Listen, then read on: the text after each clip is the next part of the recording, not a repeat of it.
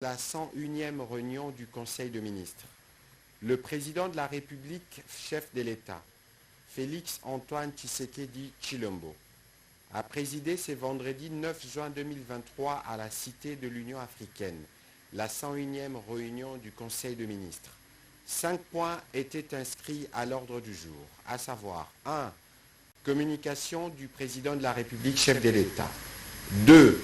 Point d'information. 3. Approbation d'un relevé des décisions du Conseil de ministres. 4. Examen et adoption de dossiers. Et 5. Enfin, examen et adoption de textes. La communication du président de la République a porté sur 4 points principaux, à savoir 1. De l'appropriation par les pouvoirs publics des résultats de la première enquête du baromètre national climat des affaires. Le président de la République a commencé par saluer la présentation des résultats de la première enquête du baromètre national du climat des affaires BNCA, intervenue sous sa houlette le 6 juin 2023, tel qu'il avait annoncé à la 94e réunion du Conseil de ministres du 14 avril 2023. Le rapport se révèle aujourd'hui comme un précieux outil, mieux un miroir, qui permet au pouvoir public de regarder en face les réalités de l'environnement économique tel que vécu quotidiennement par les opérateurs économiques au contact de l'administration publique et de ses animateurs respectifs.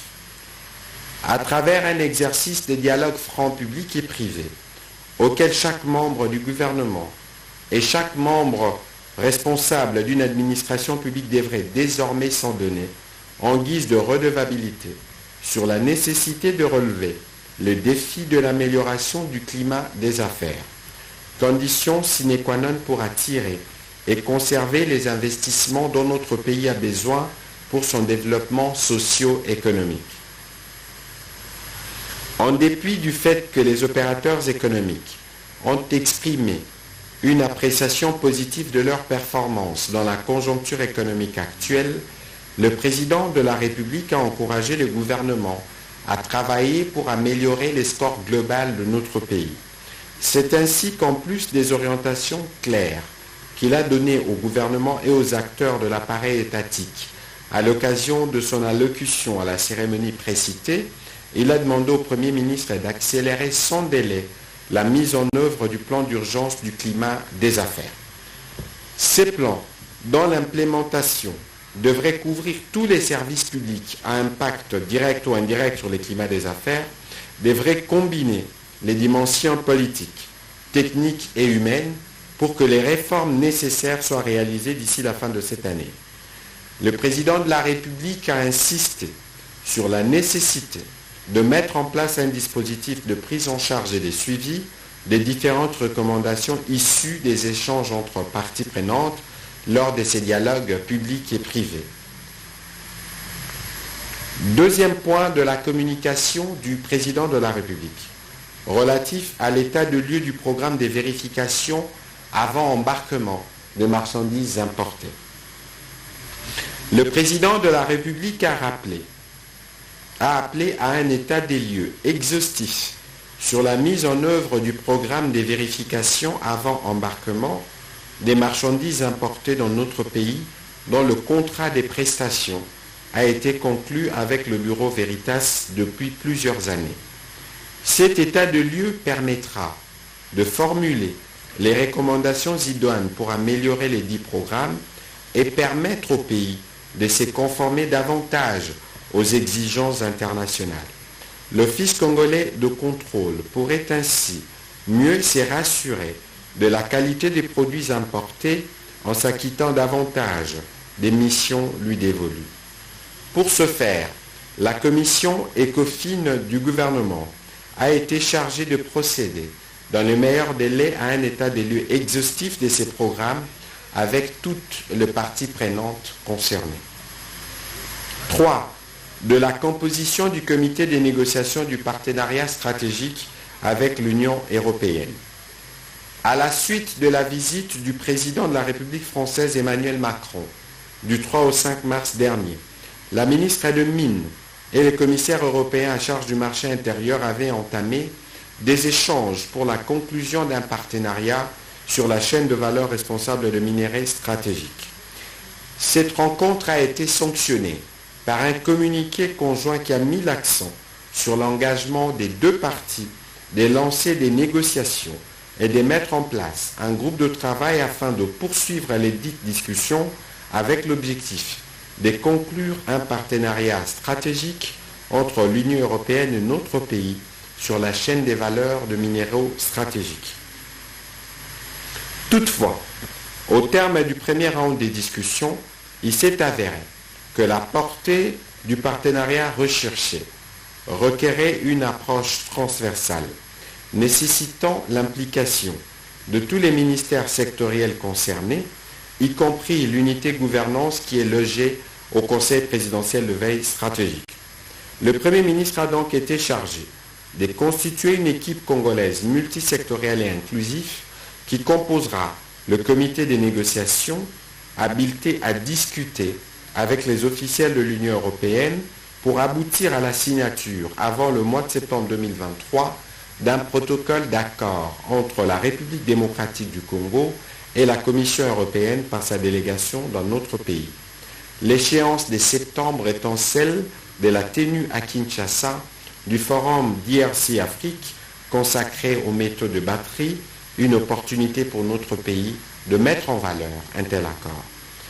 Par la suite, le président de la République a insisté pour que les deux parties conviennent d'une feuille de route autour des projets industriels de transformation et de valorisation de minéraux critiques qui permettront d'accélérer la transition écologique en République démocratique du Congo et dans l'Union européenne.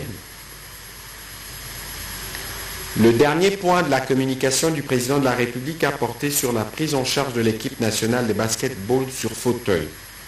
Le président de la République a été saisi des difficultés de prise en charge auxquelles font face la Fédération congolaise de basketball sur fauteuil afin de faire participer nos valeureux compatriotes à mobilité réduite aux Jeux panafricains prévus du 3 au 12 septembre 2023 à Accra, capitale du Ghana. Afin de leur permettre de poursuivre leurs activités dans le cadre de préparatifs des 10 Jeux, le ministre d'État, ministre du Budget, le ministre des Finances et les ministres des Sports et Loisirs ont été chargés respectivement, chacun en ce qui le concerne, d'agir avec diligence afin de mettre à la disposition de la Fédération congolaise de basketball sur fauteuil tous les moyens nécessaires. Par ailleurs, le président de la République s'est réjoui du fait que dans le cadre des 9e Jeux de la francophonie, la réhabilitation de nos infrastructures sportives aux normes internationales a pris en compte la pratique des sports par personnes à mobilité réduite. Point n'est besoin de rappeler ma vision d'une société inclusive et ma détermination à mettre en place des mécanismes nécessaires pour une meilleure protection et une prise en charge adéquate de personnes vivant avec handicap, car leur insertion sociale repose sur l'épanouissement tant professionnel, culturel, artistique que sportif, a conclu le président de la République. Intervenant à la suite de la communication du président de la République, chef de l'État, le Premier ministre chef du gouvernement s'est apaisanti à son tour sur 3 points. Le premier concernait la signature intervenue le 8 juin 2023 à l'immeuble du gouvernement du protocole d'accord relatif au transfert du fichier électoral, du dispositif d'enrôlement, des données cartographiques et du matériel de collecte par la Commission électorale nationale indépendante à l'Office national d'identification de la population, ONIP, ainsi qu'à l'Institut national de la statistique. Cette activité s'est inscrite dans le cadre de la mutualisation des opérations d'identification, de recensement et d'enrôlement de nos populations. Il a précisé que ces protocoles d'accord permettent à l'ONIP de poursuivre ses activités conformément à sa mission d'identification de la population et de la production de la carte d'identité nationale. Il permet également à l'Institut national de la statistique d'exécuter les activités des recensements. Cet enjeu rentre dans le droit fil du programme d'action du gouvernement dans son axe 5 relatif au dénombrement de la population et à la poursuite des réformes électorales et institutionnelles.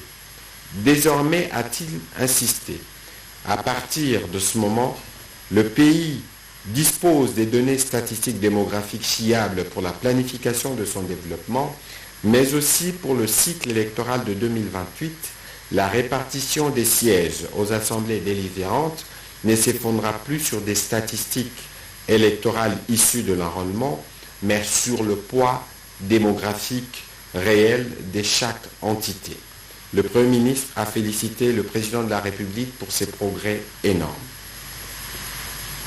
En deuxième lieu, il est revenu sur les préparatifs des 9e Jeux de la francophonie à Kinshasa, qui est rentré dans la phase décisive avec notamment la finalisation des opérations liées tant à l'organisation qu'à l'aménagement des sites et infrastructures sportifs. Au plan organisationnel, des dispositions précises sont prises en ce qui concerne notamment l'hébergement des athlètes, la restauration, la sécurisation, les transports, la santé. Le Premier ministre a attiré l'attention de tous les membres du gouvernement pour que chacun dans son secteur puisse investir pour la réussite de cet événement. Le comité de pilotage et la direction nationale de jeux ont été chargés de maintenir le l'élan en vue de l'atteinte des objectifs lui assignés. Le Premier ministre a conclu son complément d'information après le Président de la République par revenir sur la réunion qu'il a tenue avec le secrétaire général adjoint en charge du maintien de la paix et de la MONUSCO dans le cadre de l'harmonisation des vues du plan de transition révisé tel que recommandé par les résolutions 2666 du 20 décembre 2022 relatif au retrait de la MONUSCO à l'horizon 2023.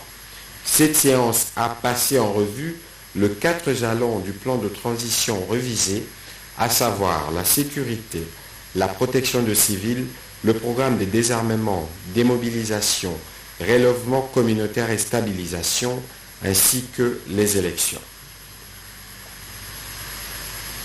Abordant le deuxième chapitre du Conseil des ministres de ce jour, relatif au point d'information, État et administration du territoire. Le vice-premier ministre, ministre de l'Intérieur, Sécurité et Affaires coutumières, a présenté au Conseil l'État et l'administration du territoire. Au cours de la semaine qui s'est achevée, l'état d'esprit de la population a été marqué, entre autres, par les interrogations autour des visites du secrétaire général adjoint des Nations Unies chargé des questions humanitaires et du procureur de la Cour pénale internationale en République démocratique du Congo, principalement dans la partie Est, la satisfaction de la population sur la recevabilité du projet de loi sur la répartition des sièges. Sur le volet sécuritaire, le vice-premier ministre, ministre de l'Intérieur, a fait état de l'activisme de groupes armés et terroristes dans les provinces de l'Ituri et du Tanganyika, la présence des éléments non encore identifiés dans la province du Congo central, principalement dans les territoires de Lukula, ainsi que le meurtre d'un chef coutumier par des assaillants à Mobondo dans la périphérie de la ville de Kinshasa. Dans un autre volet, il a informé le Conseil de sa participation à la 8e session de la Commission technique mixte en matière de frontières et à la 9e session de la Commission spéciale des défenses et des sécurités tenue à Brazzaville. Le vice-premier ministre, ministre de l'Intérieur, Sécurité et Affaires coutumières, a aussi informé le membre du Conseil de la descente qu'il a effectuée à Kwamouth pour prendre la température de la situation sur place et constater les progrès qui ont été réalisés grâce à l'intervention de nos services de sécurité. Complétant le vice-premier ministre, ministre de l'Intérieur, le vice-premier ministre, ministre de la Défense et ancien combattant, a fait état de la poursuite des opérations militaires ordonnées par le président de la République dans le cadre de l'état de siège et dans d'autres parties du territoire national. Nos forces de défense et de sécurité restent en alerte permanente contre la coalition M23 RDF qui se renforce avec des éléments en provenance du Rwanda. À l'ouest, La situation reste marquée par les incursions répétitives des assaillants Mubondo dans les territoires de Kenge et de Popokabaka, principalement à Inyangi et à Imbodi, où ils ont torturé et terrorisé les paisibles citoyens ainsi qu'arraché plusieurs biens. Un autre groupe de ces assaillants a été capturé dans les localités de Kunzulu, Komakiro, Lijo, Lizinomeko dans les territoires de Kwamut. Le vice-premier ministre, ministre de la Défense nationale, a par la suite donné des informations détaillées sur la situation opérationnelle dans les autres zones du pays. Tous les efforts sont déployés à son niveau afin de rétablir l'autorité de l'État et la paix dans ces parties du pays en proie à l'insécurité. Abordant le chapitre sécuritaire, le ministre de la Santé publique, Hygiène et Prévention a présenté au Conseil la note d'information relative à la situation sanitaire du pays. Au sujet des maladies à potentiel épidémiologique, il a indiqué que pour l'essentiel, les services compétents travaillent d'arrache-pied pour freiner, diminuer, gérer et éradiquer les différentes maladies dont les plus préoccupantes demeurent à ce jour le choléra et la rougeole. Il a ensuite fait la présentation de la situation des professionnels du secteur de la santé en rappelant que le banc syndical de professionnels de santé avait annoncé le 30 mai 2023 l'intention de reprendre les mouvements de grève si le gouvernement ne s'acquittait pas de sa part telle que convenue dans les cahiers de charges. En réponse à ces préoccupations, le 6 juin 2023, le vice-premier ministre, ministre de la fonction publique, modernisation de l'administration et innovation du service public, a présidé une réunion qui a connu la participation des représentants du banc syndical du secteur de santé, dans l'objectif de démarrer les travaux de la commission interministérielle chargée de l'harmonisation de l'enveloppe salariale et de l'alignement à la prime de risque des médecins, infirmiers, administratifs et autres professionnels de santé des services publics de l'État. À l'issue de cette séance, un compromis avec le banc syndical s'est dégagé, portant notamment sur les démarrages depuis le 7 juin 2023 des travaux préparatoires de la dite commission, les lancements des travaux prévus le 10 juin 2023, l'alignement effectif et progressif de médecins, infirmiers, administratifs et autres professionnels de santé des services publics de l'État, suivant les engagements de Bibois 3. Le Conseil a pris acte de sa note d'information. Rapport sur l'état d'avancement des préparatifs des 9e Jeux de la francophonie. Avant d'aborder les points sur les préparatifs des 9e Jeux de la francophonie, le vice-premier ministre, ministre des Affaires étrangères et francophonie, a informé le Conseil des dispositions en cours au niveau de son ministère pour, d'une part, venir en aide aux compatriotes qui sont encore bloqués au Soudan et, d'autre part, permettre le rapatriement des corps de ceux qui sont morts à la suite du bombardement intervenu il y a quelques jours à l'université où ils étaient réfugiés. Au sujet de la francophonie, il a fait le point de l'organisation sur les différents aspects, notamment au plan des infrastructures, de la sécurité, du transport, de l'hébergement, de la santé, etc. Il a aussi informé le Conseil du séjour à Kinshasa de 14 délégations des pays dont les athlètes doivent participer aux compétitions annoncées dans le cadre de ces Jeux de la francophonie. Il a été complété par le ministre d'État, ministre des Infrastructures, Travaux publics et Reconstruction, qui a fait le point de l'évolution des travaux qui connaissent aujourd'hui un taux d'exécution satisfaisant. Le ministre des Sports et Loisirs est revenu pour sa part sur la préparation des athlètes qui doivent participer aux différentes disciplines qui sont retenues pour cette compétition. Il a dit sa détermination de travailler pour que nos athlètes puissent non seulement participer, mais qu'ils remportent aussi des médailles. Le ministre des Finances, en concluant cette partie des compléments, a fait le point du niveau des décaissements et des financements de différents projets et a garanti que toutes les charges seront couvertes pour garantir les succès des Jeux de la francophonie. Le Conseil a aussi pris acte de cette note d'information. Dans le même registre de points d'information, 2 notes d'information du secteur de transport voies des communications et des désenclavements. Le ministre des Transports, voies des communications et des désenclavements, a présenté au Conseil 2 notes d'information. La première, relative aux travaux de construction du port en eau profonde de Banana par la société Dubai Port World dans la province du Congo central. Il a rappelé que lors de la mission d'inspection qu'il a effectuée le 20 mai 2023, le Premier ministre avait palpé du doigt l'état d'avancement physique du projet de construction de ces infrastructures. 1543 mètres sur 1742 mètres de la digue de protection du site contre les érosions provoquées par les mouvements aller et retour des océans Atlantiques en marée haute et en marée basse qui sont déjà construits, ce qui dégage un taux d'exécution de 88%. Les bureaux d'études recrutés par DP World comme maître d'œuvre sera à Kinshasa au courant du mois de juin 2023 pour évaluer les niveaux d'exécution des travaux afin de planifier toutes les opérations du démarrage des autres ouvrages à construire. Par ailleurs, dans la recherche des solutions devant permettre d'élever ces contraintes, une analyse concertée sur site avec le parti prenant, dont notamment quelques officiers de la force navale et FARDC, a permis d'entrevoir des alternatives. La seconde note d'information concernait l'acceptation du mémorandum d'entente sur le contrôle des navires par l'État du port, MOU Abuja. Il y a presque une décennie que les États membres de l'organisation maritime des États de l'Afrique de l'Ouest et du Centre avaient approuvé les mémorandums d'entente sur les réseaux sous-régions de garde-côte et la République démocratique du Congo figure parmi les premiers États à l'avoir signé.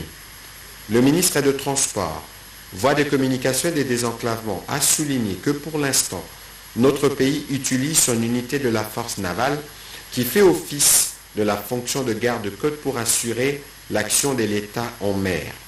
Au regard du vide juridique et devant la nécessité et l'urgence, la 4e conférence ministérielle du MOU d'Abuja, tenue le 12 novembre 2022 à Banjul en République de Gambie, avait recommandé au gouvernement congolais de déposer une lettre officielle d'acceptation du mémorandum d'Abuja dans l'optique que cette acceptation puisse être signée et permettre à la RDC de souscrire pleinement à cette organisation.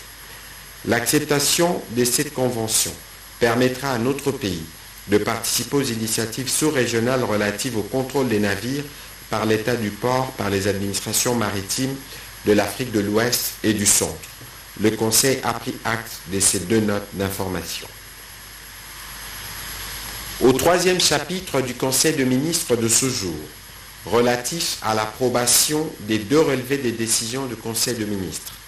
Le Conseil de ministres a adopté les relevés des décisions prises respectivement lors de sa 99e et de sa 100e réunion ordinaire tenue tour à tour le vendredi 19 mai 2023 et le vendredi 2 juin 2023. Au 4e chapitre du Conseil de ministres de ce jour, relatif à l'examen et à l'adoption d'un dossier. 1. Délivrance des documents relevant de l'autorité de l'État par l'hôtel de Monnaie. Faisant suite à la recommandation du président de la République, faite au gouvernement lors de la 72e réunion du Conseil de ministres tenue le 7 octobre 2022, le vice-premier ministre, ministre de l'économie nationale, a présenté au Conseil le dossier relatif aux options visant une solution durable au problème des délivrances des documents relevant de l'autorité de l'État par l'hôtel de Monnaie de la Banque centrale du Congo. Sur le plan juridique, la stratégie prévoit la prise d'un décret du Premier ministre conférant au marché de sécurité de l'État la qualité des marchés spéciaux d'intérêt stratégique. Du point de vue technique, il sera question de renforcer et de renouveler les équipements de l'hôtel de Monnaie pour lui permettre d'augmenter sa capacité de production et de diversifier les documents de sécurité produits. Au plan financier, les budgets y relatifs devraient être pris en charge autant que l'appui du gouvernement au titre d'investissement pour les documents identitaires. Présentant les plans d'affaires y relatifs, le vice-premier ministre, ministre de l'économie nationale, a d'abord expliqué la politique commerciale définie. Il a ensuite motivé les budgets d'investissement et des réorganisations prévus pour cette fin. Il a précisé que le but poursuivi par le gouvernement est de rétablir l'hôtel de Monnaie dans son rôle d'imprimerie de sécurité chargé de produire des documents régaliens dûment sécurisés et authentifiables, gage de la souveraineté nationale, et de contribuer à l'encadrement des recettes publiques moyennant des actes générateurs parés contre la falsification et la contrefaçon. Après débat et délibération, ce dossier a été adopté. Au dernier chapitre du Conseil de ministres de ce jour, relatif à l'examen et à l'adoption des textes, 2 textes ont été soumis à l'approbation du Conseil de ministres. Le premier, projet de loi portant autorisation de la prorogation de l'état de siège sur une partie du territoire national. La ministre d'État, ministre de la Justice et garde de Sceaux, a soumis au Conseil le projet de loi autorisant la prorogation de l'état de siège dans les provinces de l'Ituri et du Nord Kivu pour une période de 15 jours prenant cours à partir du 16 juin 2023. Après débat et délibération, ce projet de loi a été adopté. Projet de loi portant reddition des comptes de la loi des finances pour l'exercice 2022. Le ministre des Finances a soumis à l'examen et à l'approbation du Conseil le projet de loi portant reddition de comptes de la loi des finances numéro 21/029 du 31 décembre 2021 pour l'exercice 2022. En effet, voté en équilibre tant en recettes qu'en dépenses à 22 253 milliards de francs congolais, le budget du pouvoir central le 31 décembre 2022 a été exécuté à hauteur de 26 160,70 milliards de francs congolais en recettes, soit un taux de réalisation de 117% et de 28 641,15 milliards de francs congolais en dépenses, soit un taux d'exécution de 128,71%. Comparé à l'année 2021, au terme de laquelle les recettes étaient arrêtées définitivement à 15 985 051 milliards de francs congolais et les dépenses à 16 061 000 milliards de francs congolais, l'année 2022 s'est clôturée par un accroissement tant en recettes qu'en dépenses respectivement de l'ordre de 63,65% et de 78,33%. En termes de résultats, les budgets généraux accusent un solde déficitaire de 3 481,73 milliards de francs congolais au 31 décembre 2022, alors que les budgets annexes et les comptes spéciaux dégagent chacun un solde excédentaire à clôture respectivement de l'ordre de 9 034 milliards de francs congolais et de 991,94 milliards de francs congolais. Il en résulte un solde cumulé déficitaire du budget du pouvoir central d'un import de 2 480,45 milliards de francs congolais. Toutefois, le pouvoir de modification réglementaire est encadré au travers de mécanismes et de mouvements de crédit d'une part et des procédures particulières d'autre part, lesquelles sont prévues dans la loi numéro 11/011 du 13 juillet 2011. Le ministre des Finances a conclu sa présentation en indiquant que la loi qui découlera de ces textes à transmettre au Parlement viendra valider et clore rétrospectivement les dépenses et les recettes prévues et autorisées dans le cadre de la loi des finances numéro 21/029 du 31 décembre 2021 pour l'exercice 2022. Il en sortira un compte de réalité avec une approche de sincérité. Ces textes, l'adoption de ces textes permettra au gouvernement de l'envoyer à l'Assemblée nationale dès les débuts de la semaine prochaine pour que, pour une troisième fois consécutive, nous puissions répondre aux exigences légales en matière des dépôts de la loi sur la reddition de comptes. Après débat et délibération, ces projets de loi a aussi été adoptés. Commencé à 14 h, la réunion du Conseil de ministres a pris fin à 17 h 40. Je vous remercie.